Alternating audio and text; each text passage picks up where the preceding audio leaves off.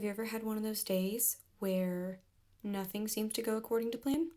Yeah, that was me with this cake, but in the end, we got there and it turns out cute, I promise. So this was a horse cake that I was making for a customer, but the problem started almost immediately when I was actually trying to stack and ice this cake, which I do all the time and never have problems with.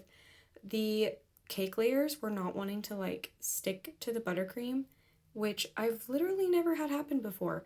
So I had to completely unstack and re-ice this cake, which took me quite a bit of extra time, but that's okay. Like, we as home bakers have things go wrong all the time, and we just have to learn to stop, take a deep breath, recollect, and move on, right? We have to put a product out for a customer. So this first part went pretty well. Like, I was able to add the white stripe on the face. I had made the nose and the ears out of modeling chocolate in advance, so they were already ready to be put on the cake. No problems there. The eyes, which I actually thought would give me problems because for some reason eyes are like my arch nemesis, actually turned out just fine. I had no problem putting the eyes on. It worked great. But where it really started to fall apart was when I started trying to pipe the hairs onto the cake. Now, what you see in this video is actually my third attempt at adding hair to the cake.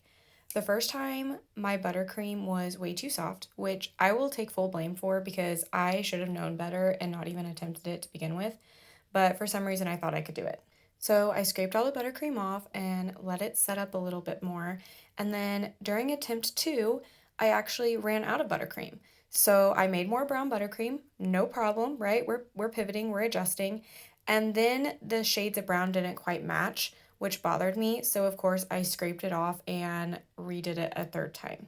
Now, like I said, this cake did turn out really cute in the end, and my customer absolutely loved it. And you never know that I had to scrape it 3 times. But I'm curious, what have been your cake failures and how have you overcome them? And here's a picture of the finished product.